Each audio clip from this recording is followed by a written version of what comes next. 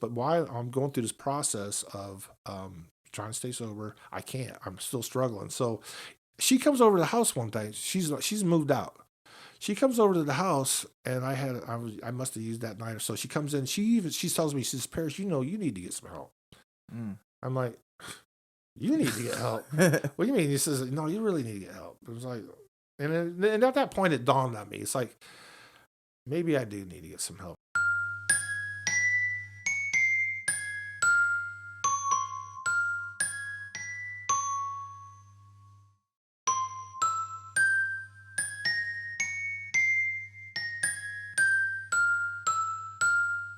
Yeah. So we're already live. Oh, we are been live. Okay. We are live. We just haven't started formally yet. Okay, so all of our members everybody's on board. Everybody's here. Everybody's here. Okay, cool. Welcome. So welcome.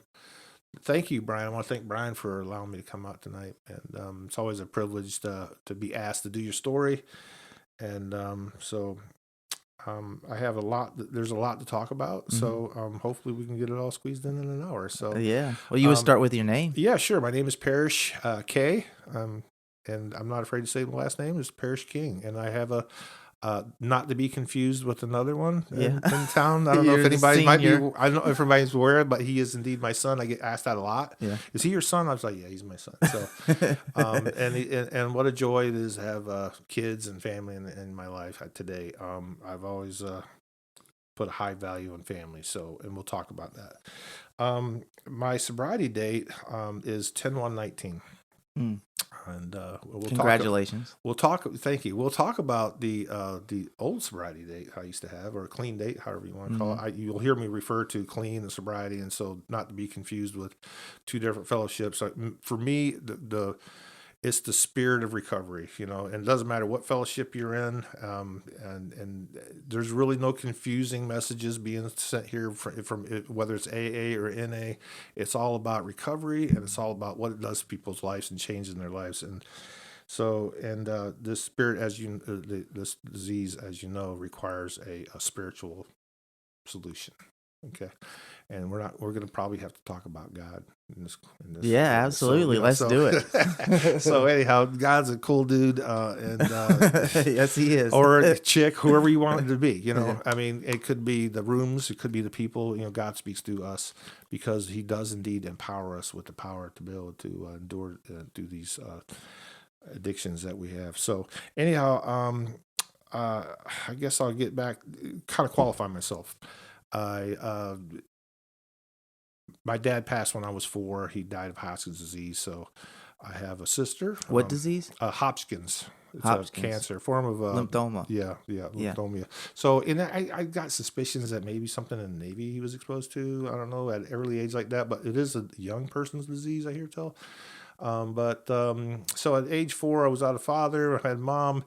And I had my sister, Anita, and we were in Jacksonville at the time. I was born in San Diego. I stayed there for about a year because Dad was in the Navy, and we got restationed into Mayport. And that's when Dad had passed. And we were going through this racial riot back in Jacksonville back in the early 60s, mid-60s or so. They were having integration, and there was a lot of riots going on. It was kind of freaking Mom out. And Mom met a friend, and her name was Sue. And Sue had two boys, and they moved in together, and I didn't think nothing of it. So I had 2 moms, and I had 2 other brothers, and we were in Jacksonville, and Sue said, "Hey, let's move up to where my family's at," and which is up in northern Michigan, a little town called Millersburg, 400 people. And so here I am moving from Jacksonville to this little farmhouse outside the city of Millersburg. And we lived on 60 acres on a farmhouse and on a little lake, and that was my playground. Wow. It was really cool. Yeah. And the thing was that the farm didn't have a bathroom. We had an outhouse. And we had 2 wood stoves, and the house was heated and cooked with wood, and it was really cool. And we took baths on Saturday, and I like that, bath once a week. Yeah. Right? So and I practice that today. And was it like Thursday? So I don't know. It's still smell pretty good, right? I didn't smell you when you walked in. You didn't see. So it's funny too because I don't normally talk about this, but but I'm not going to mention that. But anyhow, we lived on this farmhouse, and it was really cool. And eventually, we got a bathroom. But what was cool about this family, Sue's family, the Manier family, they had she was a sibling, she was of 7 kids.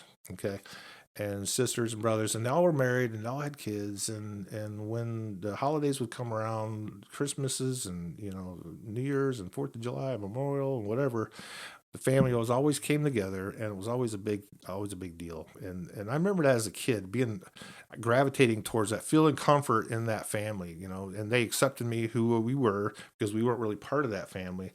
And but they always accepted me as part of, and I always felt comfortable about it. And I just remember, and I was thinking about this the other day. I remember we'd get these gatherings, and I remember hiding as a kid. We were doing hide and seek or something, and I'm hiding in the closet, and I'm listening, and I can hear the chatter going on in the other room of all the family members. And I just remember feeling so comfortable about that, feeling that, just listening, just taking in what was going on. Yeah. Sometimes if you just, close your eyes and take in what's going on with the chatter, and just kind of absorbed in that. I was kind of caught up in the moment. Even as a kid, I recognized that. And I thought that was really cool. And Grandpa Wilt was the best storyteller. This guy would sit around and tell stories. And I just remembered all the men would, and they don't do that today. Today we're all so focused on technology and phones and TV and being, bombarded by all this, stuff, outside issues. And it was just a simple time back in them days. Yeah. And so I remember just gravitating towards the whole family institution of that, being a part of. Yeah. Even though as a kid I felt like I wasn't a part of. Sometimes I know I knew the double negative here, but I always felt like I was different, especially when I was at school. So here I am, a new kid from Jacksonville. And believe me, when you come to a town of 400 people, they know who you are. They don't, and you Yeah. don't know who they are. Everybody knows you, but you don't know nobody, and you're the outsider. And so I kind of felt that way. So as a kid, I always felt that way. Um, at early age, I got involved with music. At 12, I got turned onto a acoustic guitar. This lady gave me, and she taught me a song, and it was House of Rising Sun, and I played that song, and I just wore that thing out till I played it perfectly. And I knew instantly. So if if you have kids and they've never played an instrument, I encourage you to put something in front of them, because if they got the stuff, if they got the talent, if they got the gift, they'll know instantly if they have it or not. And so I encourage people to get them involved with music. And so I instantly took to that, and by about 13, I knew what I wanted to do in my life, and that was to play guitar. So getting past that, age 13 was a big year for me. Started smoking cigarettes, cool, full, cool. Everybody smoke cools out there. Yeah. Full flavor, Yeah. menthol. And It's a rough cigarette to start with. Yeah, started drinking. Experimenting with Steve Walker, my cousin. He would buy he'd get people to buy us the liquor, which was always cheap stuff, Boone's Farm, Mad Dog, and we always threw up on it. It was always horrible. It was just like we did it. And then my Uncle Bill turned me on to smoking pot at 13. And back in the 70s, they had these like stereos, the big speakers, and he put me in between these two speakers, and we had the strobe light going on, and the black light, and the velvet posters, and we're listening to what song. I mean, this is my first time I get high. And he puts me in between these speakers and puts these there's no headsets, just puts me in between, and the strobe light's going, and guess what he puts on? Pink Floyd, Dark Side of the Moon. I mean, right? So what a crazy album that was. I was like, so of course I had to have it for Christmas. So I remember Uncle John saying when I got it for Christmas, I got the album, and he says, "Ooh, Pink Floyd." What does that mean, John? What are you trying to say here? It's just a band, right? It's like, yeah, we know, Parrish. Yeah. But anyhow, so age 13, that was my kind of a turning point in my life, and I found that vice that I gravitated towards. Because I loved the way it made me feel. Right, I love the way alcohol made me feel. I love the way pop made me feel. cigarettes not so much, but I started them because it was what we did, and that was the group I hung out with. And Mm. so in Michigan, Onaway, there's a place. My high school was in Onaway, and there was the jocks, and then there was the smoking department. Mm. There was the people who went smoking, and there was the jocks, and I played both of those roles. I was in junior varsity football. I was in baseball all my young life, from Pee Wee League all the way to minor league. I was in baseball, and then when I got into junior high, I got into football. And problem is that they didn't encourage me very much when I was in football because your hair came out the back of your helmet, and in Mm. my school your hair had to be over your collar, and you Mm. couldn't wear facial hair. It was a really strict school up in Michigan, and so I was, of course, I would wear it longer than it was supposed to be, and they were always harassing me about it, and I was smoked, and so the coach always, they just never put me in, Yeah. and I did that for 2 years and hardly ever played, so I ended up quitting. And I remember this one kid who told me, he says, Parrish, you know what? If you just didn't smoke and hang out with them smokers, you'd be a pretty good Yeah. football player. I'm like, well, what does that matter? What does that mean with anything? I Yeah. can still play, right? Yeah.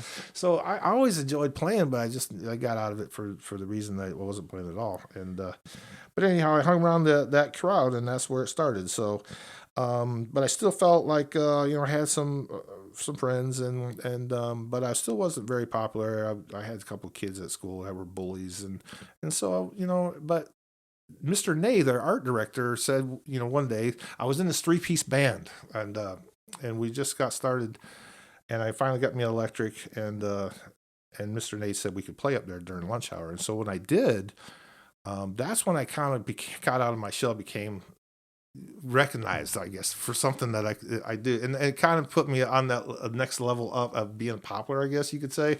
Although I didn't get into playing music for that, I didn't realize what I was getting into sometimes. But started playing, and then all of a sudden we got people like the couple of the cheerleaders, like um, Mary Jo Decker and Six Pack Sally was there, and they're tapping their feet, heels, and I'm like, oh, I'm onto something here. This is Yeah. kind of cool, even though we really didn't was that good. And so at age 16, I had my life started getting unmanageable because I'm drinking, I'm sneaking out of the house, I'm doing things, hanging out with guys that I'm not supposed to, and I ended up quitting school because my mom's trying to dictate who I can hang out with. So I quit school. I'm living with my uncle back at the farmhouse, and mom says, Parrish, we're moving to Columbus, Georgia, and you have to go with me because you're only 16. Mm. And I said, really? He says, yeah, I'm gonna go live with my sister and Walter, and we're gonna reestablish ourselves, and we're getting out of here. Was Okay. that the ending of a relationship With her, between Sue, yeah. with So Sue? her and Sue, something happened there because I guess when I left, maybe there was some, who knows. I mean, all I do know that Sue was, I love Sue. She was really a great woman. She never judged me for anything. She was always a really, at an early age, I had to become the male figure of that house. So I did a lot of things. I was chopping wood.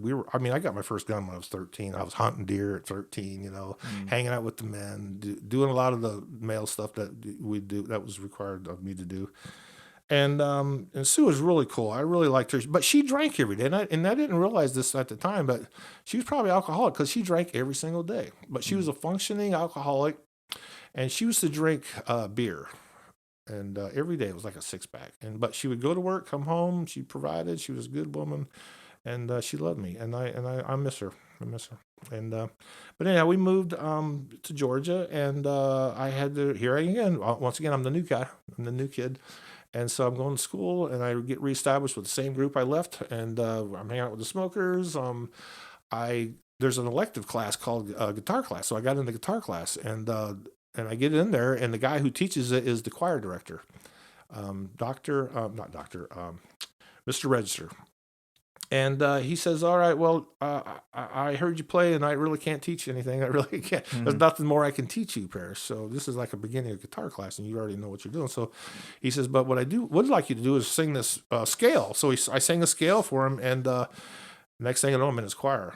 And he's mentoring me every single day, doing vocal lessons for 2 years. And Mm. so and it was really a great experience because he was really good at what he does, and he was setting me up. I was the male representative for the Carver High School when we did district competitions for male vocals, and I was in the all state choir for 2 years and all city choir. Then I went to college, and so this whole process going through high school, I was because that was my goal. That's what I wanted to do.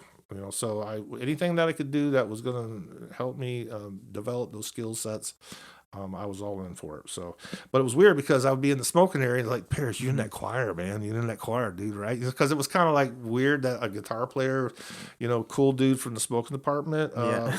that was in the choir. And so we'd have these school assemblies, and he says, I want you to sing a song. I'm like, I'm going to sing a song in front of the school. He says, yeah. So I would sing songs like She Believes Me from Kenny Rogers or something weird. They're like, Paris, you sing that song pretty good. It's like, Yeah. even though it was kind of corny, but it's like you're still cool with us, though, right? So Yeah. I was like, so that was kind of a neat experience, learning how to control my vocals and sing in front of a crowd and getting used to that whole process. I remember we were playing it was a talent show, Hmm. and they told us right up front we couldn't play that song. It was a Pink Floyd song. We don't need any. What is that song? We don't need no education. Oh yeah. What is the song called? I Yeah. forget the title. But anyhow, Brick in the wall or something. one of those. I Yeah. forgot the title, but they didn't want us to sing it. We ended up doing it anyhow. And they ended up pulling the plug during the whole thing. But we were somewhat rebellious back in the days. But my point is, music helped me get out of my shell and help expose me, and I created a friend base but it was the same people I was always hanging out with, and we do the same thing. We whenever you're in that environment and you're drinking and you're smoking pot, there's going to be other things that cross your path. For sure. And they crossed my path, and and I would be presented with it, and then I would not even question it. I would just take it, or do it, and with not realizing the consequences that would have an effect. But the one thing I told myself I would never do, and that was like I wasn't going to get into cocaine, and I wasn't going to do any kind of narcotics such as heroin or opiates. Yeah. So this is in the 60s, right? This is This- okay. I was in 62. 62. Okay, I'm born yeah. in 62, right? So it was like in late 70s. Late 70s. So by the time I got to high school, I graduated in 81. So that kind of give you a perspective. Right? Yeah. So I was just wondering about like Quaaludes as running around that time. So you said things that you wouldn't even question that you would just Yeah, do. PCP. I mean, Yeah. speed. Speed back in the days was basically just a high dose of caffeine. Mm. Was what it was for me, and so I was but as time went by, I did those cocaine did cross my path a couple times, and I did try it, but I didn't really care for it. So Mhm. and I just moved on. But my drinking increased, and my drinking was always out of control. So When did you realize that it was getting out of control? um. I thought maybe drinking wasn't good. I always got sick when I drank. I was Mm. always the guy that was laying in the bushes in your front yard with no shirt on, throwing up. And so I just thought maybe it just doesn't. Maybe I can't handle my liquor. Maybe it's not for me. And I started realizing by about 25, I guess, when I was getting out of control, when I was doing some stuff that I shouldn't have been doing. And it was we had broken into this place with my uncle Ron here in Jacksonville. That happened when about 25, and we stole a bunch of alcohol. And I remember that next morning I was like, I can't do this no more. But anyhow, there come a point where I quit at 25. So anyhow, as I was in high school, I graduate, I go to college, I'm a music major. I flunk out of college because I can't keep my academics in place because I'm partying too much. I'm drinking and drugging too much. So I lose my VA benefits from the Navy, which were paying for my school, but I had to maintain a 3.0 average, whatnot, and I wasn't able to do that. So I lost that, and so here I am with no financing. I get dropped out of college. My mom gets married. This guy named Ray Spicer, which I didn't care for too much. And they moved to Daytona. And I remember calling her and saying, Mom, I don't have a place to live. I'm broke. I got, lost my college degree. And she says, okay, well, she came down, picked me up, and I moved to Daytona, and I stayed down there, and Ray moved me into this little efficiency, and I got a job. And so I'm drinking, and smoking pot, doing the same stuff, always do. And I lose that job. I lose a job because here we go. Once again, unmanageability in my life is I drop out of school, right? I I did graduate high school, which none of my family members, none of their brothers or her brothers and sisters ever graduated. So it was a Mm-hmm. big deal that my sister and I graduated, and then I went to high school. I went to college, but sorry, I went to college and I didn't complete it. So there was a lot of failures in my life, but so I was like, because now I'm getting fired from my job. I'm losing my college benefits. I don't have a place to stay. I go down to Daytona. I get a place down there. I get a job, and I get fired from my job Yeah. because of some stuff I was doing. By this time, are you putting the correlation together between I'm starting drugs and alcohol? Because it not took me a really, while. not really. Yeah. No, I'm just thinking I'm having some bad luck, right? Yeah. Because they're the problem, Yeah, not me, yeah. right? So I I had my grandmother. She used to be like, "You sure do have some bad luck." I was like, "You're right, You're Grandma." right, Grandma. Thank you, because grandmas love you, right? Yeah, They're the exactly. grandson. You can't do wrong, right? Yeah. So it's got to be that workplace, luck. right? Yeah. Yeah. So maybe you'll have some better luck soon. Mhm. But so I I'm down to Daytona. I lose my job. So who do I call? I call Uncle Roy, who's living with Grandma in Jacksonville. So I have my mother's side of the family is here in Jacksonville, in North Carolina. Well, by this time quite a few of them moved to Jacksonville. And they were kind enough to bring me in. So Roy came down to Daytona, picked me up. I'm in Jacksonville. I get a job with a pool company. I'm cleaning pools. I loved it. I just thought it was the greatest job because I've been in food and beverage, since I started working. And so I'm in Jacksonville and I'm hanging out. And I meet my first wife. And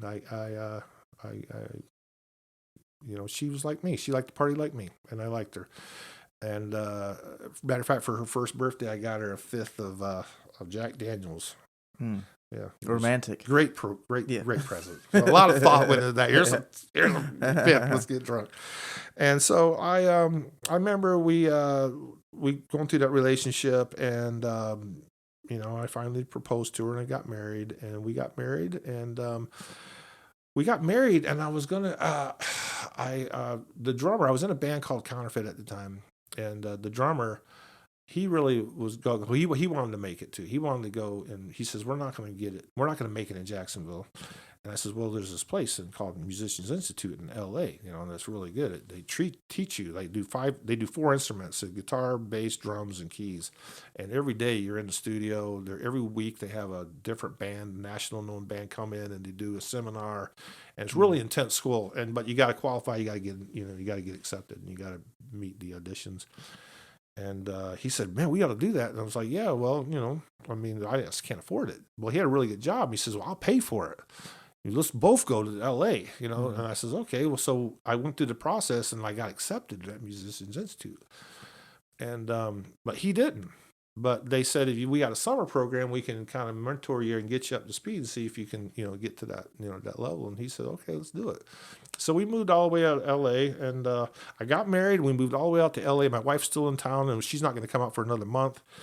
And I get out there, and it's just bad, dude. It's like, because how am I going to, and we do no planning, we just do stuff, and we don't even think it through. Yeah. And I get out there, and nothing's lining up. Nothing is lining up right. It's really expensive to live. I'm living in Van Nuys, California. I'm a smoker. Andy's not. I'm smoking in the apartment. He hates it. We're already at each other's throats, all of a sudden now he's telling me, well, I really can't afford it. He couldn't get in the auditions. I mean, I would have to get a daytime job, and the school's full time during the day, so I would have to work at night. And so I'm calculating this in my head. I'm like, this ain't gonna work out. This ain't gonna work out. And I meet this girl, and who's living next to us in this apartment, I guess, or it was a hotel basically. And I ended up getting. She was like coming on to me and telling me that she liked my accent, and she was Mexican girl, cute little Mexican girl. And I was married, man. I just got married. And she turned me on to this. She says, "Hey, I got some cocaine. You want to try some of this cocaine?" And I'm like, like a typical alcoholic and addict, without even thinking it through, just like, sure. Like, no problem. Because I want to be, I don't want you to think I'm square, right? I mean, I got to try it. And it was like probably the strongest stuff I've ever tried in my life. Oh my God, it was so powerful. Must have been pure or something. But anyhow, I ended up hanging out with that girl. We're like cruising around LA in her BMW, looking at Hollywood's. What am I doing? Yeah. What am I doing? And I so the guilt was just like so heavy on me. I'm like, I'm hanging out with this girl and I shouldn't be, and I just got married, and I just got to the point, and she even told me, she said, you know what, LA is gonna eat you up alive, man. She Mm. says, you're just a small time kid, and just based on what I know, learning from you, talking to you, I mean, this is not an easy city to live in, and that business you're getting into. She just kind of really discouraged me, and I said, "You're right. I'm getting the hell out of here." I took the last bit of money I had. I bought a U-Haul. I packed my stuff. I came back to Jacksonville, Mm. and when I came back to Jacksonville, I realized that my dream was done. I was Mm. over because this is a business you got to get into at an early age, and I remember literally crying on my wife's shoulder, sobbing like out of control, sob. Like it was weird. It was like, and she was like, dude, you all right? I mean, it's okay. You're gonna be all right. I'm like, no, you don't understand. It's like I just, just gave up everything that I'd been working so hard to do. This part, everything I ever wanted to do was do that. So I kind of, it was the gig was up, and so I switched gears. I said, well, now I'm gonna start my family. And Mm. that's what we did. I started a family, and but I was still playing. I was still involved with music. And we had our first kid back in 1991. We had Parrish, and after Parrish was born, it was about 2 months after that. I just got a job with a big bank in town. I was working in the warehouse, and this guy named David gave me some. He says, "Hey man, I got some cocaine. I want to dump off. I don't want it. Do you want it?" And he literally gave me like this half a gram of cocaine, and he asked me if I wanted it. And of course, what did I say? Mm. Sure, why not? Why not? Take it home to the wife, and we shared it, and we had it, and that started a 13-year bout with cocaine. Something I just promised I would never get into, and Yeah. That and was that like goalpost. I had somebody on last week and they were talking about like setting that goalpost of like things I'll never do, which yeah, I yeah, experienced the yeah, same thing. yeah. And then you constantly like set the goalpost back farther and Sure, farther. sure. It's like that. I'll never do. I'll never. I haven't done that yet. Mm. And just, oh, you're eligible too, Yeah. type of thing. And it was like, you haven't done it yet, but you keep doing what you're doing, and you probably will. So here I am battling with the this cocaine problem I got with my wife. Um, and we had by that time I had Parrish, and then I had Leah, my daughter.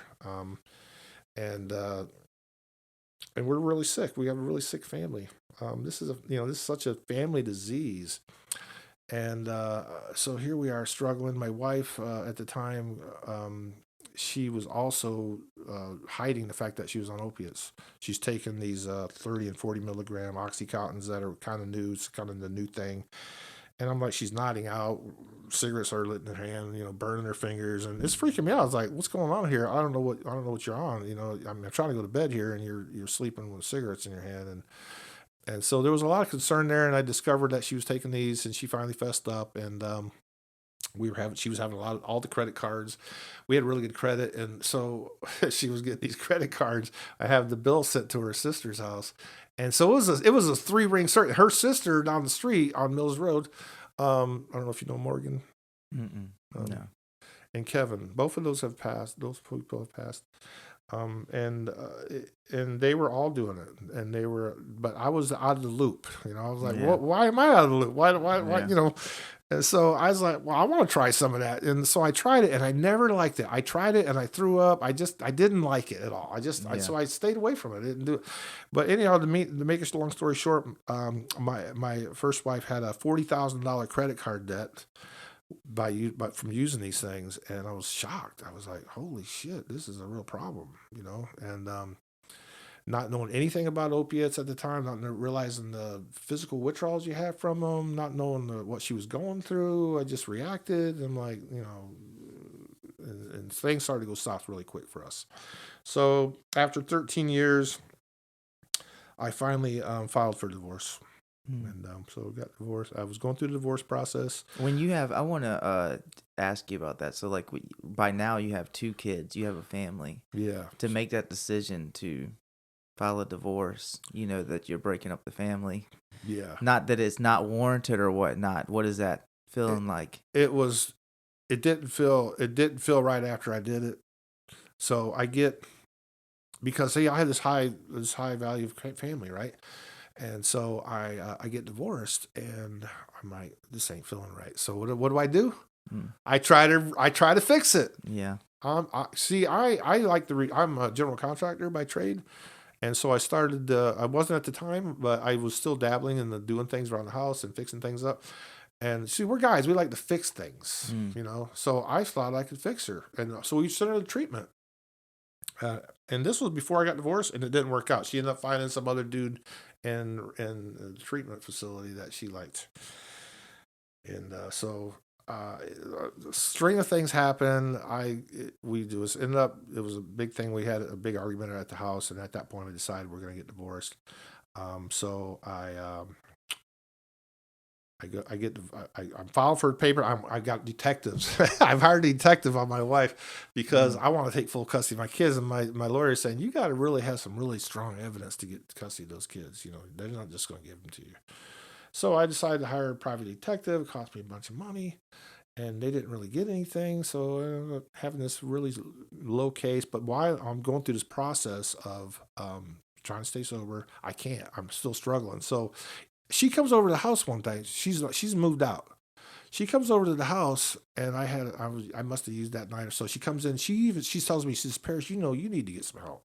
Mm. I'm like, you need to get help. What do you mean? He says, no, you really need to get help. It was like, and at that point, it dawned on me. It's like, maybe I do need to get some help because I Mm. really did try to. I really had been trying to stop, and I couldn't. And everything I had tried failed, and I just couldn't figure out why I couldn't. I wasn't having like physical withdrawals or anything. It was just cocaine, right? I mean, it was the mental obsession. I didn't understand it at the time. I didn't understand I was having a mental obsession. I didn't understand I had the allergy. Once I picked one up, the craving would kick in, and I couldn't stop. Mm. And so these are things I wasn't aware of at the time. So it was perplexing for me to figure out why I was having such a problem because I had moral convictions galore, man, but I couldn't muster up stopping, you know. And so I was like, this is not making sense. So I I go to treatment. So here I am. Now I'm in 2002, June 23rd. I check in the Timbrook on Beach Boulevard. I don't know if you all know ever heard of that before. Mhm. And I did the assessment. The next day, I'm in IOP. So I called the bank where I was working for, and I said, "Hey, look, I checked myself in. I'm having a little problem." They said, "Let me call you back." And they got back with me. And they says, "Okay." I checked with HR. They said, "You go to treatment. When you get back, you'll have a job." Mm. I was like, "Wow," because in corporate world, HR considers that a disease, and they'll give you a chance. They'll let you go to treatment and let you get treated, and you come back and have a job. And I was like really grateful. I was like, okay, great. So I did my treatment. And while I was in treatment, I officially got divorced. And then the next 3 years, I continued. I started my program. I got a sponsor. I don't know if anybody knows Bobby T, but Bobby T was Mm. my first sponsor. Shout out to Bobby Mhm. if he's listening. And I was grateful for that because I needed some direction at the beginning. And I went to this treatment facility. I want to mention this. When I walked in there, a guy named Ron C. And I'm going to say Mm. his name because he's out there. He's at his IOP center down at the beach, and his name's Ron Cipriano, and he wouldn't mind me to mention his name. And he's got a great situation he's doing down there, helping people out. And he was my counselor. And he said to me, Parrish, he says, I got good news and I got bad news. And the bad news is you got an incurable disease. And that was like shocking for me. It was like incurable disease. I was like, what does that mean? I was like, I'm going to die. I mean, I got cancer. What, stage 5 or Mhm. what? What's happening here? Says, yeah, you got an incurable disease, but the good news is we have a solution for it. Mm. And that's all I needed to hear, man. That gave me hope. There was a solution to my problem. And so I was very eager at that point to and take up whatever solution they had because I really wanted to get my life together. I knew my kids were being affected by it. And both parents were both very sick, and somebody had to get better, you know. And so I, off to the races I went. Went to ILP for 30 days. Got a sponsor. I went to my very first meeting. It was a NA meeting, and I went to this place called the Shack. I don't know if you ever heard the Shack before. Yes. It's no longer there, but I have so many fond memories of that place. I went there. I went there the first time, and some dude in the parking lot hugged me. I'm like, "Oh, okay, that's weird." And then I got and Yeah. I got to the That was, door. I mean, everybody knows you're new, because they're yeah. like, "Oh, hey, a newcomer, let's Yeah. flood this guy." And this next dude that hugs me, his name is he's Puerto Rican. He's got like all these tattoos and like gold, and he's got a bandana, Mhm. and his name was Nelson, Mhm. Nelson Acevedo. Never forget that guy, Mhm. and a really nice guy. But you would never know. Looking at him, I was like, oh my gosh! And here he comes up to me, he says, "Hey man, welcome," and he hugs me, and he says, "We're glad you're here." And immediately I felt a connection Yeah. at that meeting that day. I don't know what was said. I have no clue what was said at that meeting. I just know I felt welcome and I felt a part of. So I started listening to what those people had to say. They started talking about getting a sponsor, the sponsorship thing was confusing for me at first. So if you're new and you go to a meeting and they start talking about the sponsor, it doesn't mean you have to get like Tide or Cheerios or somebody Yeah. corporate sponsorship to like finance you, Yeah. back you. It's like it's just this dude you got to find who's worked the steps, and is going to work the steps with you. And so it took me a few meetings to figure out what sponsorship was, and I'll never forget, and you would hear people share, and I always would hear Bobby share, and as a newcomer, and Bobby helps a lot of newcomers, and I just liked what he had to say, and I remember asking him to sponsor me, and of course, the one thing they always ask you is, they always say, well, what are you willing to do? Are you willing to do whatever it takes? And I said, absolutely. He says, okay, we'll start off by calling me every day. And so anyhow, I started doing that process of recovery, and I started to feel some hope. In the meantime, I said I couldn't stand the fact that I wasn't with my wife still, Mm. anymore. And so I tried to bring her back in my life, and I tried doing that a lot. For the next 3 years, I tried to fix her and bring her back. Every time I would bring her back into my life, I would relapse. So I don't Mm. know if anybody's ever had a spouse or um, a friend that they were lovers with, or whatever, girlfriend, boyfriend, whatever, and they're sick, and you're sick, and you're trying to get help, but you're trying to fix them, and it just never works out because you know she kept she wasn't getting help, and I was trying to fix her. Anyhow, I relapsed a lot. And I wasn't listening to the suggestions of my sponsor. I wasn't listening to the suggestions that everybody else. Ron, he was telling me the same thing. So I went to treatment in 2002 and 2004. And both those times I went to Tinbrook, and both those times Ron Cipriano was my sponsor. I mean, my counselor. And then in 2005, I finally said, you know what? After the last time, it was the last time I set Melissa's stuff on the front porch, and I said I was done. Mm. I finally surrendered. I finally realized that this was not working out, and I decided to move on. And literally 2 weeks after that, Christy comes into my life, Mm. and Christy's my wife today, and she was a real blessing in my life. She's not one of us. I met her at Parrish's school, believe it or not. Parrish and Zach, my other son, my son-in-law, or whatever you want to call him, Christy's son. They were friends at school in the Southside Middle School, and they were in the drum band. And I saw her over there, and Parrish wanted to spend the night over there. But make a long story short, I met Christy in 2005, and fell immediately head over tails in love with her. She's not one of us, and she has 4 kids. Mm. All right, she has a 3-year-old, 2.5. Lindsay was 2.5 years old at the time, and Zach I think was like 12 or 13. So we got Lindsay, Rachel, Jacob, Zach, and then I got Parrish and Lee over here, my kids. And I was like, yeah, I'm in recovery, after 3 days. I told her, yeah, I'm in recovery. I got like 30 days. I might have had 2 weeks. I might have had 2 weeks. Yeah. And I was like, yeah, I'm in this program. I'm I got this little problem. But I had to be honest with her. But she still called me. She was still, okay, well, I'm cool with that. And even though her friends were telling her, no, this is not good. Yeah. You got to go. And so where I'm going with this. Anyhow, we started dating, and we started going out, and within on January 1st of 2005, I proposed to her. It was New Year's Eve. I proposed to her. I was with my sponsor, Chuck C. Chuck, if you're out there, thank you. and he's an AA guy. And we were out to dinner, and I proposed to her on the dock on Jacksonville Beach. Mm-hmm. And I was down on one knees with my, gave her the ring, and she accepted, and it was cool. And 2 weeks later, I was, we weren't living together, so we had, I was in my house and she was in her house, and I went home on it was on January 14th. It was 2 weeks later, and that night I had used, and she came over that morning. So surprise, I'm here. Brings Yeah. all the kids. And I'm like, oh crap, And she walks in the house and she says, "What's wrong with you?" Mm. Of course, women, they're very perceptive. Yeah. They know what's going on. And I said, I just had to be honest with her. I said I had relapsed last night. So she took her ring off and she gave it back to me. She says, "I can't do this." Mm. And it was at that point in my life I said, man, I was devastated. I was like, here I go again, hurting people in my life, let people down. I was like, man, I cannot continue to do this in my life. And so I gave her, she gave me back my ring, and I just thought, I can't believe I just lost this situation. But so somehow, to make a long story short, we continued to talk and continued to work through this situation, and that became my sobriety date.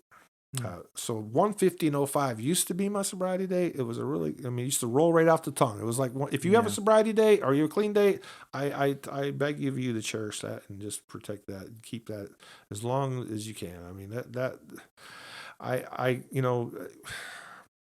I'm a little disappointed because I will talk to you about the relapse I had. But so anyhow, I had this new sobriety date. It was 1/15/05. I'm starting to get back into the program. She's starting to see it. We're back together. July 23rd, we get married. 6 months. Mm. I marry Christy. So we get married, and so I have 6 kids now in the same house. A week prior to that, I fell off a ladder painting her grandma's house, and I crushed my heel bone.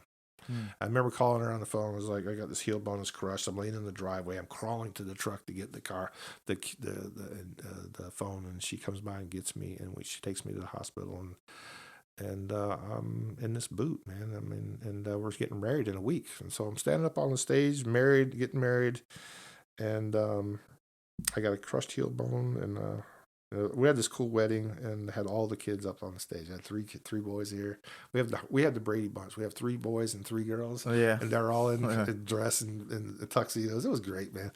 And but anyhow, to make a long story short, we got married, and she's been such a blessing in my life. And so, you know, some of the things started to be revealed. I got married. I don't really know how to be a father.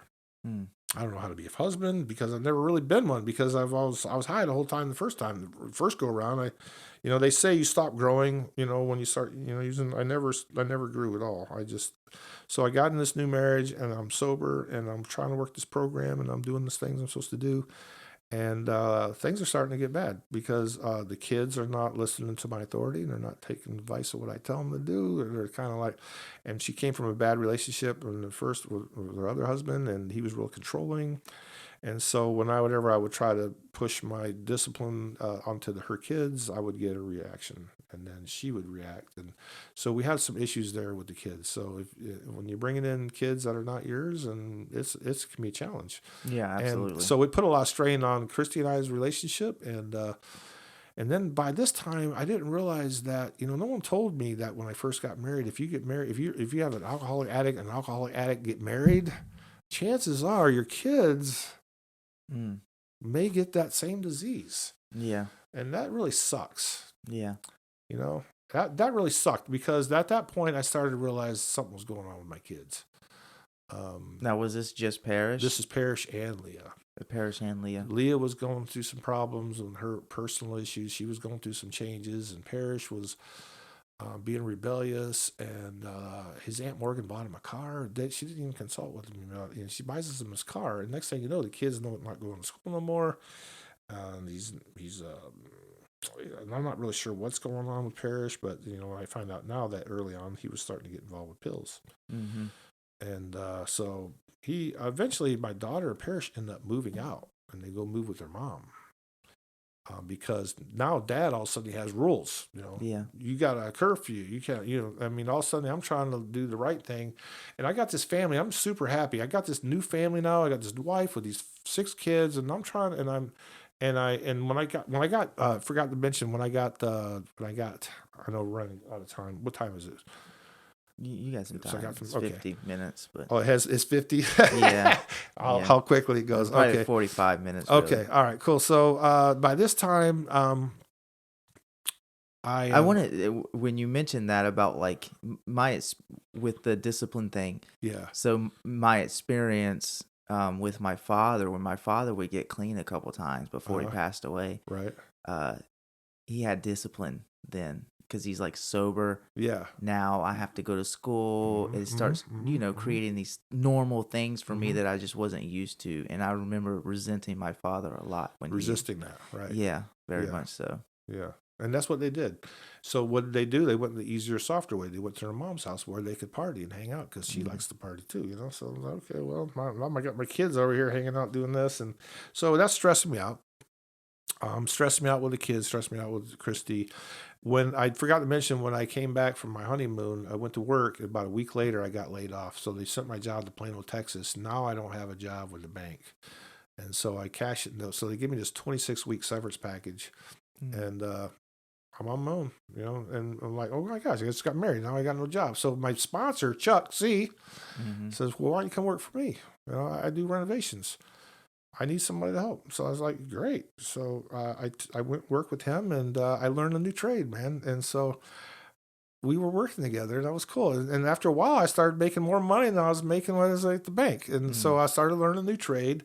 And after 5 years, we had separated. After a couple of years, we went our own separate way. And I created an LLC, right? And I got my own company. And I was working out of the back of a Hyundai Santa Fe hatchback. I mean, I'd have ladders sticking out of the back of it, all my tools stuck in there, and I was trying to make it, Yeah. And I was working for myself, and it was tough and it was hard. And Christy was a stay-at-home mom, and she was taking care of the kids, and we made it work. I mean, the only way I know it worked at the time is because we trusted God, and we were, Christy and I do. We were doing the things that couples that we felt was good. We were praying in the morning. We'd pray together. I would do my readings. I'd go to my meetings. I was sponsoring guys at the time. I was involved. I was getting involved with service, and then my life started getting busy, and then I started having problems with her and the kids and my kids, and then I started getting this business, and I started getting busy. So what happens? We naturally started getting complacent with our program, and we started doing less of what we used to do that kept us sober, and doing more of the other things that we felt was important. And it is important that you provide, but there's also I didn't realize how important it was to maintain my program. And so after 5 years, I got in 2010, I got my general contractor's license. I was able to get my contractor's license, and and this is the fruits of what happens when you get sober. You can focus on taking care of some goals, and now I actually achieved something. I've done something. I've completed something other than just my high school diploma. Now I've actually got a general contractor's license. There's a lot of I felt really good. It was a really good feeling. In the meantime, and I'm also sending my wife to school, so she's an LP in school, and she's going to school, and another 5 years pass, and after those next 5 years, they get worse because I'm making less and less meetings. Now I'm down to like one meeting a week, and Christy and I our relationship starting to really take a toll with the kids. Parrish and Leah, Parrish is struggling. I find out that he's smoking crack cocaine.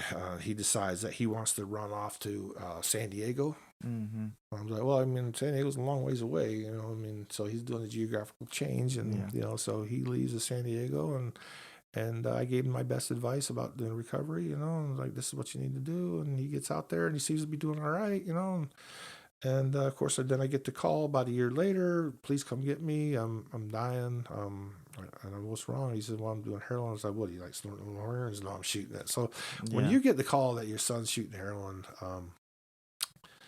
and this disease, and the severity of what's going on, it was heartbreaking, man. Devastating. It was pretty as a parent, you just because Parrish was my firstborn, and he's my, without when I didn't have a dad, so I was the only one left to carry the King name. So I'm like, oh, so when I had that first boy, Paris, I was like, oh, great. My duties have served. Now, Paris, you can carry on the name, have some Yeah. kids, some boys. And I was really, and I just loved that boy so much. We had spent so much quality time when he was young. We had a lot of good times, man. And I was one of the happiest I've ever been in my life when my kids were born. So I really loved the family, and so it was very devastating for me to lose that family, because the disease nearly destroyed that family. Yeah. Okay, like nearly wiped us off the face, or like just almost killed us all.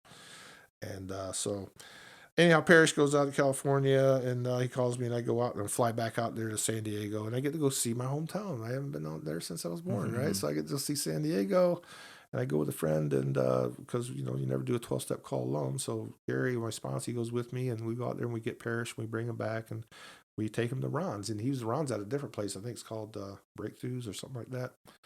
And they get my son going on that, and he lasted about 3 days, and he wasn't ready for recovery at that point. So, but anyhow, so I'm dealing with Leah, and she's living with her mom now. She's got this boyfriend, and they're living out in the woods. And here's my 15-year-old daughter living out in the woods. So I remember, I'll never forget going down Hogan Road.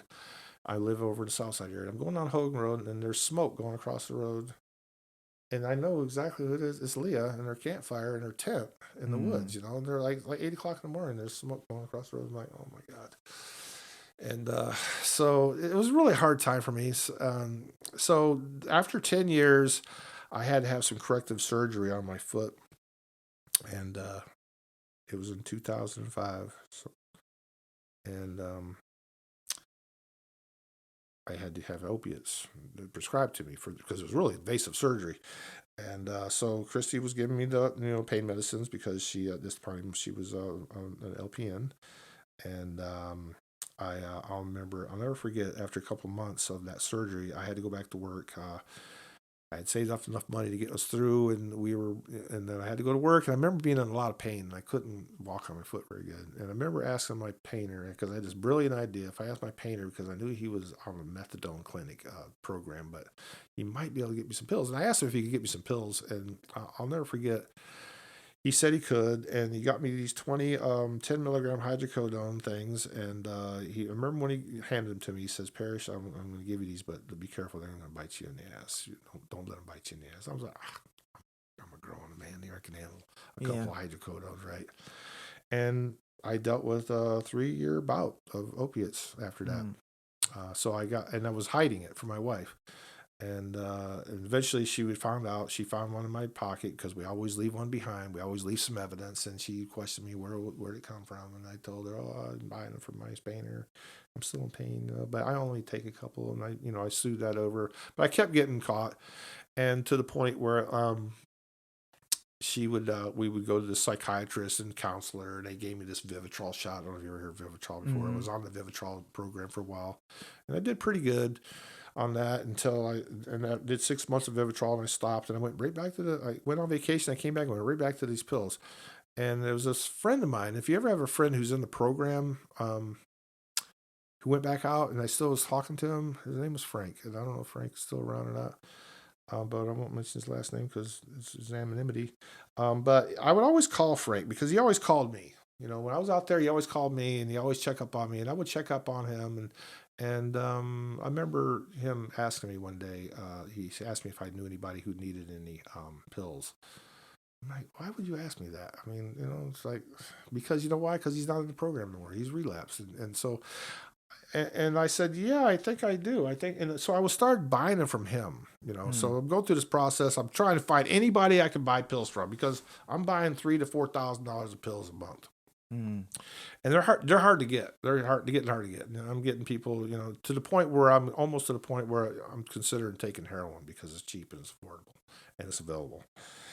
And so during this process, things are getting bad with Christy and I. I'm really sick. She knows I'm taking pills. And but I'm not going to treatment for it, so I'm trying to get into, still trying to do it through, psychologists, and I'm taking these antidepressants and this and that, and it's like, Mm. which is not working. You know how that doesn't work, and so finally, what happens is you finally get to the point where I went back to my drug of choice, and it was in 2018, and I went on this 3-day binge. And my wife didn't know what to think about that. I'm stuck in a hotel. I told her I can't come home. You don't know where I'm at. I don't have I had my location turned off on my phone, and so I come back after 3 days after I can finally man up and go home, and I talked to my sponsor. At the time was Eric, and Eric suggested I go to treatment, and I talked to Ron. He suggested I go to treatment. I talked to my wife. So they all suggested I go to treatment. So I finally took the advice of what people said, and I went to a place called Recovery Village in Orlando, Florida. I don't know if anybody knows that, but I love that place. I really did enjoy going down there. And I did 21 days. I came back, and I said, okay, I'm going to do the deal, man. I'm getting back to the program. I got back in the program, and I started doing the deal. But there was one thing I didn't. If you're saving numbers from people used to get drugs from, you have a reservation. Yeah. Yeah. So, because my wife said, "Did you get rid of those numbers?" Oh yeah, I got rid of them. But good Samaritan I am. I'm gonna check up on Frank. I gotta check up on Frank because he's my friend. He's always checked up on me, right? Hey, how you doing, Frank? Oh, I'm not doing so good. This is after 10 months. I'm not doing good. I need to get help. And he's got really good insurance because he works for the post office and he retired. And I said, well, let's get you in treatment. And so we called, we got him set up, and he says, hey, man, I need to, can you help me get some of my storage in the storage? I get some last minute things, and because the next day we're going to treatment, and I'm like helping him. I'm doing a 12-step call by myself. And right out of the blues, as we're going to the treatment facility, he says, hey, man, do you happen to know anybody that needs any Adderall? And without even hesitation, I said, sure, I know somebody, Didn't call my sponsor, kept it a secret. I bought the Adderall, I did the Adderall, and I was actually doing a remodel for Eric's beach house. I was remodeling his bathroom. And as soon as we got done with that job and I got some cash, I went off to the races again, man. And I was gone for a week. And my wife, she kicked me out of the house. I moved in with my son. I thought I was going to be okay. Well, it was one night and I came back. She kicked me out. And then I moved in with my son. And 2 weeks later, I went on a 1-week run. And my son was kind enough to let me move in this house. And this is Parrish. Yeah, this is Parrish. Now, and he's clean. Keep in mind that this time I'm using, and Parrish is getting clean. Yeah. My daughter's in jail. She's pregnant with my first grandson. And my life is kind of really upside down right now. But Parrish, he's decides he's going to go to treatment. He goes to detox down at the Gateway. And he gets out and he's goes to City House and he's working for me. And after 3 months, I give him the keys to one of the vans because I just felt he had it, man. I could see it, and it was It was a big step for me to give him, even though I was still using. And I gave him the keys to the van, and I said, and so so Parrish is getting sober. I'm not, So I in 2019, I wake up on a toddler mattress, kind of like that, but it was literally a mattress. It was a toddler mattress, and it was next to the crib of my granddaughter. And Leah had convinced me. She'd been chasing me for a week. And I'll tell you what's the cool thing. Leah chased me around, and one night she chased me to this really hotel I don't recommend. And they wouldn't tell her what room number it was. I left my locator on my phone, and she had it. She had access to it, and she found me. And she's trying to get them to tell me where she's at in the hotel, and they won't tell her. And says, we can't do that. It's by law, we can't do that. And so what does she do? She says, I'm going to call you're going to call the main office. And when it gives you the option to put in the room number, she's going to put in every single one. Yeah.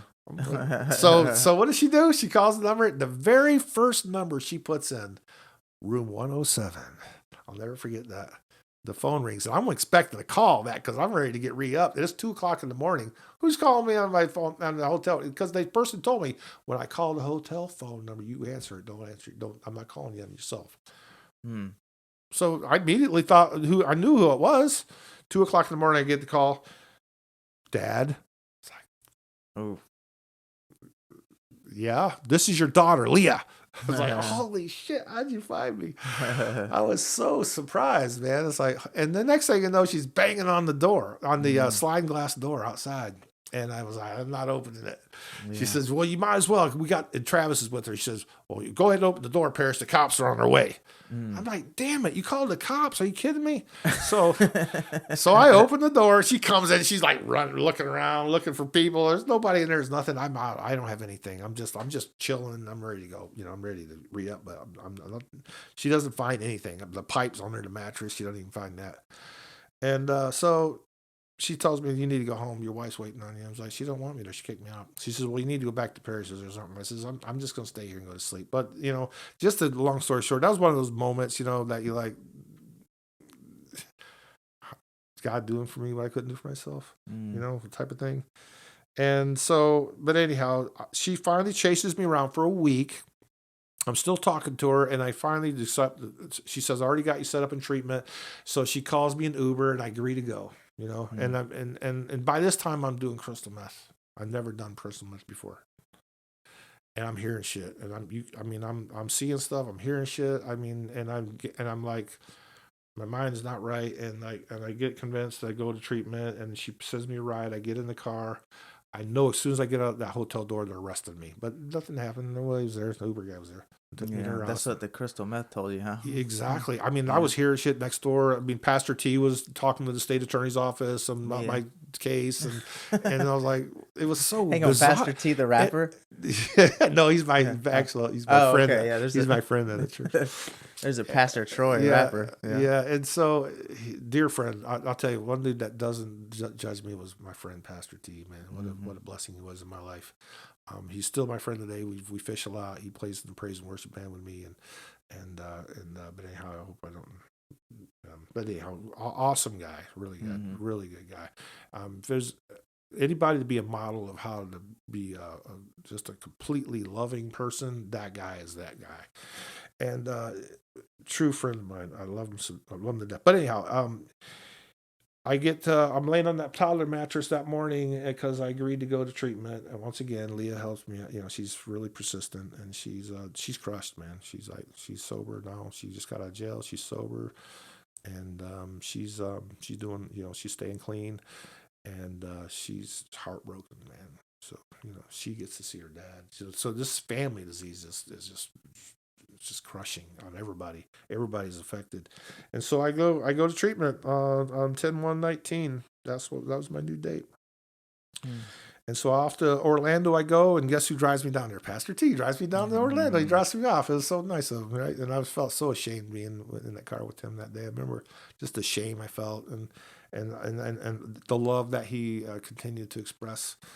And like, hey man, just glad you're alive. You're doing good. We're gonna get through this, and real supportive. And drops me off down there, and I met down there, and I figured, my wife's situation, we're done. She's done with me. And so about a week after being in treatment, I get a call from the counselor. He says, "Hey man, would you be interested in like talking to your wife?" I was like, "Sure, yeah, I'd be love to." Would she even willing to talk? And he says, "Yeah." And so he calls her and says, "Yeah, she's willing." So we started doing these phone conversations. We go through this process, and because she was willing, my wife was willing to work things out, and I was too. And so we did a couple weeks of that. And then one day he comes up to me, he says, "Hey, Parrish, I got to get your permission, but your wife wants to know if you're going to come down. She can come down and visit you and take you out to dinner." And I said, I welcome that. I would love that. And so she comes down there, and And she shows up and she picks me up, and we're gonna go. I'm thinking we're gonna go to dinner. She says, "No, I just want to go park somewhere and talk to you. Have a little talk with you because they like to talk. Mm-hmm. Your wife ever say we need to talk? Oh boy, that's the worst. Oh I feel like damn! it's the worst. Oh, it's like what did I What do did I do? wrong? Yeah. I just hate that. It's Yeah. so much pressure. I was like, oh my god, I got to talk about something. It's usually something I've done. Yeah. And so I said, okay, I'm good with that. So we drive around, and we're on Orange Blossom Trail in Orlando. I don't know if you know where that's at, Oh, but that's yeah, it's a not a great great it's a area. great place. Yeah. It's where the treatment facility's at. So Oh, we're okay. driving Yeah. around there, and we're like in this industrial park area, and we end up in this. And the road stops, and there's like this construction site, and there's this dumpster sitting out there. And I said, well, we'll turn around and find another place. She said, no, this is good. Right here. Let's park it right here, and right in front of this dumpster, and we're gonna dump all this stuff in that dumpster. Mm. I thought, wow, that's a pretty cool metaphor or whatever thing you said. That was neat. And so we did. We parked it right there, and she immediately, I've been playing praise and worship music for, gosh, 18 years straight for different churches. And there's this particular song called "Do It Again" from Elevation Worship. And she plays that song because it's a really cool song. I love this song. And she plays this song. And so while this song is playing, um, she gives me this necklace back. See, this necklace right here, this is my necklace. She gives me this necklace, and it was broke. The chain had broke a couple weeks before I went back out. Mm. So I almost feel like it's almost like my protection. I was like, I don't know. It was real. She says, I got your necklace fixed. It's all clean. And she gives me my necklace, and she says, I made you some cookies. And I just remember that whole moment. I just broke down, man. I just fucking lost it. Mm. And I was crying on her shoulder, and we were just crying together. And I'm crying thinking about it. Yeah. And it was just such a powerful moment for us. And it was at that moment I was thinking to myself, I don't know what's going to happen with this relationship, but I know it's going to be okay. I just felt that sense of calmness and peace in my life. And even though all this bad stuff I had done, while I was out there, and just knowing that she was supporting me, and we're walking through this together. But we, the one thing our pastor told us when we got married back in 2015, she says, Parrish, a threefold cord is not easily broken, and you got to put God in between two of you, and you guys can weather anything. You just got to keep God in the center of your life. And we always tried to do that, but we started getting away from that. We stopped praying together. We stopped doing we would continue to go to church. But church doesn't keep you sober. If that's something you want to do, that's fine. But it doesn't keep you sober. What keeps you sober is this 12 steps in God. Yeah. Church doesn't keep you sober, but 12 steps in God will definitely keep you sober. Yeah. And and because it's not a religious program, this is a spiritual program. And I hate religion. I do. It's the relationship I have when I go to church, is a relationship with my God that I have. That's what I gravitate towards. Mm. And so anyhow, at that moment, I knew that I was going to be okay, and Christy agreed to try to make things work out. So I went home, and it was really hard going home. I just felt like it was a process I had to get used to. I mean, the daughters, Lindsay and Rachel, was there, and they let me know they were not happy with what I'd done to their mom. And but they, we all have been healing since 2019. And my business is doing well. And by that time, we got Christy's RN degree. She's now an RN. She's working full time. We don't let the kids are all gone, and Parrish is better now. He's got 5 years, and my daughter's doing really well. She has 2 of my grandkids, and Zach has a grandson, and Rachel has my granddaughter Marley, and Lindsay's. Well, I'm not supposed to mention she's pregnant. Anyhow, but I just did. So I'm looking forward to I just love my new family today, and all the kids. We've been able to make amends to them, and this healing process has taken over the last. Well, gosh, how long has it been now? Coming up on 4 years, and so I'm doing detox meetings now on Thursday night. I'm back to sponsoring guys. I have my sponsor. I'm trying to make a lot of as meetings as I can. I'm involved with my music. I play in a band with Mark.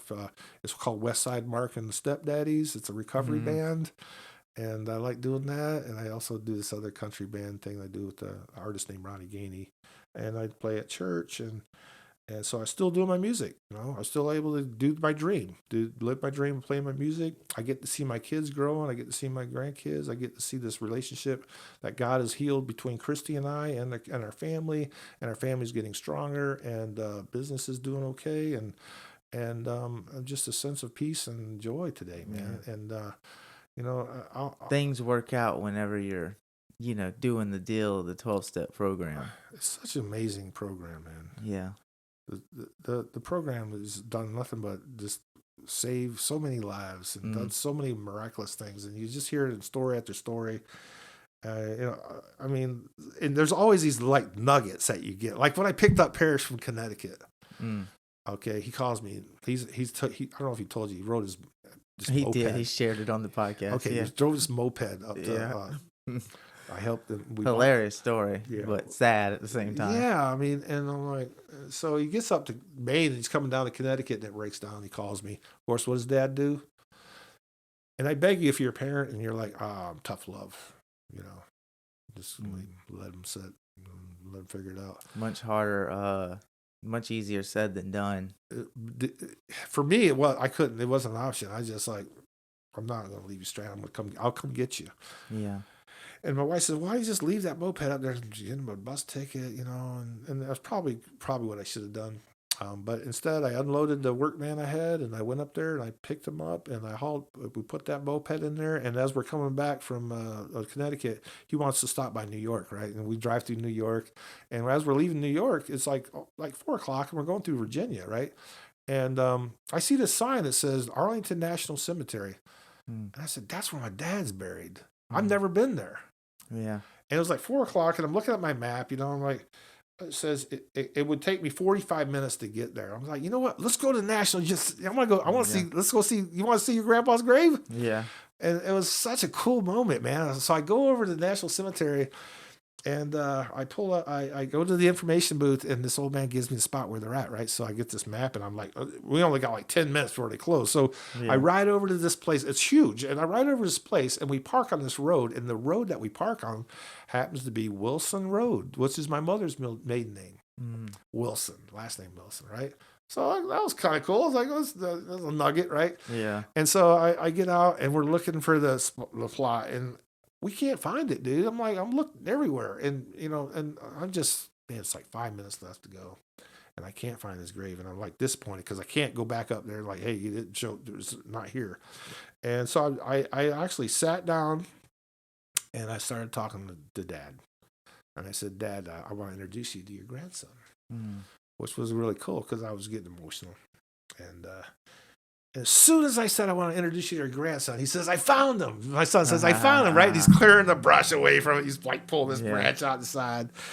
And I'll never forget that moment, man. It was such a powerful moment. We were sitting there, and I got to see Dad's grave for the first time, and Parrish got to see his grandpa's grave for the first time. And we're sitting there on the gravestone with our hands around it, hanging out, doing selfies. And I'll just never forget that moment. It was really special. I didn't plan on it. I didn't plan when I went up there to get him. I wasn't planning on coming down and see.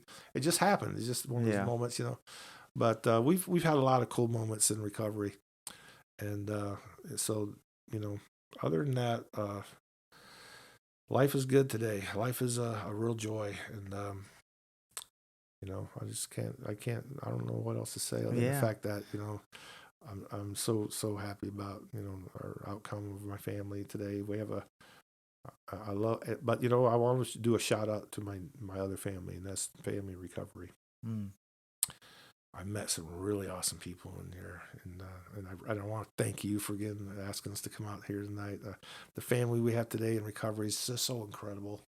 It's such a cool thing, man. I mean, if you're out there and you're not familiar with the program, man, I beg you to get into it because it's such a life-saving, life-changing event, and the people in recovery are just awesome. So I just really want to thank AA and NA and all the 12-step programs that are out there that are offering services to the people who are sick in this world. So that's all I got. Awesome, man. Thank you. I Yeah. appreciate you coming on and sharing Yeah. your experience, strength, and hope on the podcast today. It's been a pleasure talking to you. All right. Thank you, bro. Thank you. Thank you, man. Take care. Appreciate it. You did amazing. Yeah. Yeah, we're about right on time. I think we did like a minute 15. Ooh, okay.